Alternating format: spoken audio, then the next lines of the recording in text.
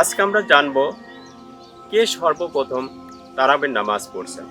তারাবির নামাজ সর্বপ্রথম পড়েছেন আমাদের নবী হযরত মুহাম্মদ সাল্লাল্লাহু আলাইহি সাল্লাম মসজিদে নববীতে মদিনায়। রাসূল সাল্লাল্লাহু আলাইহি সাল্লামকে নামাজ অবস্থা দেখে সাহাবীরা রাসূলের পিছনে দাঁড়িয়ে গেলেন নামাজ আদায় করার জন্য।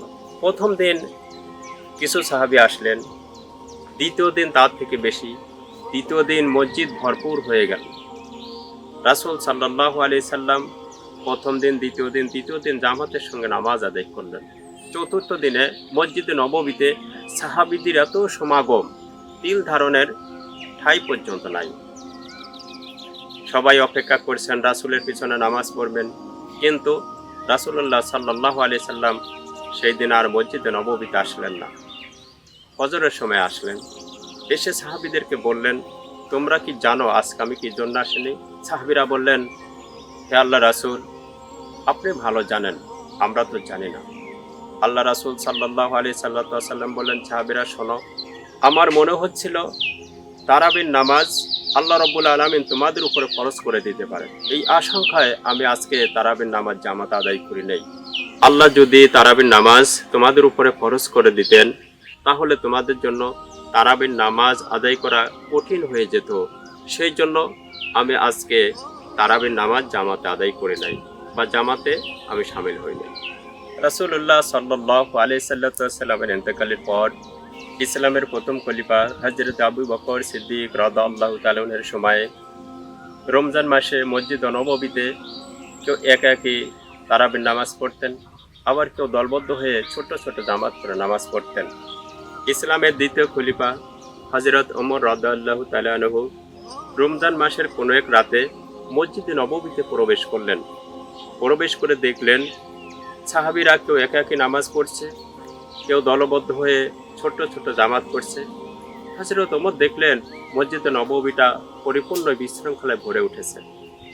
হযরত ওমর সিদ্ধান্ত নিলেন এক ইমামের পিছনে জামাতের সাথে তারাবির নামাজ আদায় করা যায় কিনা। তিনি সাহাবীদের ডাকলেন, পরামর্শ করলেন। বিজ্ঞ সাহাবীরা হযরত ওমর রাদিয়াল্লাহু তাআলার সাথে একমত হয়ে তারাবির নামাজ জামাতে পড়ার জন্য সিদ্ধান্ত গ্রহণ করলেন।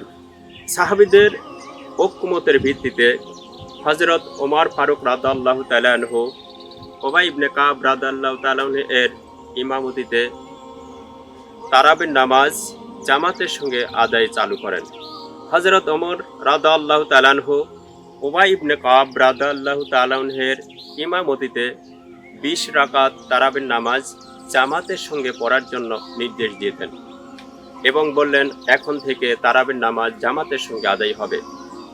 হযরত ওমর রাদিয়াল্লাহু তাআলা আনহু দ্বিতীয় দিন মসজিদে নববীতে প্রবেশ করে দেখলেন জামাতের সঙ্গে নামাজ আদায় হচ্ছে কত সুশৃঙ্খলভাবে।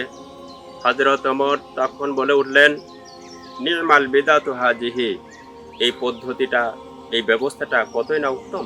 হযরত ওমর রাদিয়াল্লাহু তাআলা এর পর থেকে হযরত ওসমান রাদিয়াল্লাহু তাআলা এর সময়ে জামাতের সঙ্গে তারাবির নামাজ আদায় হয়েছে। হযরত আলী রাদিয়াল্লাহু তাআলা এর সময়ে তারাবির নামাজ জামাতের সঙ্গে আদায় হয়েছে। হযরত ওমর রাদিয়াল্লাহু তাআলা এর সময় থেকে তারাবির নামাজ জামাতের সাথে চালু হয়েছে, আজ পর্যন্ত চলছে। মসজিদে নববীতে এখনো 20 রাকাত তারাবির নামাজ জামাতের সঙ্গে আদায় হয়। আল্লাহ রাসূল সাল্লাল্লাহু আলাইহি সাল্লাম বলেছেন, আলাইকুম বিসুন্নতি ওয়া সুন্নতি খুলাফায়ে রাশিদিন আল মাহদিয়াইন তামাসসাকু বিহা। আল্লাহ রাসূল সাল্লাল্লাহু আলাইহি সাল্লাম বলছেন, আমার সুন্নাত, হেদায়েত প্রাপ্ত খুলাফায়ে রাশিদিনের সুন্নাতকে তোমরা মনে প্রাণে বিশ্বাস করে পালন করো এবং ধরে রাখো।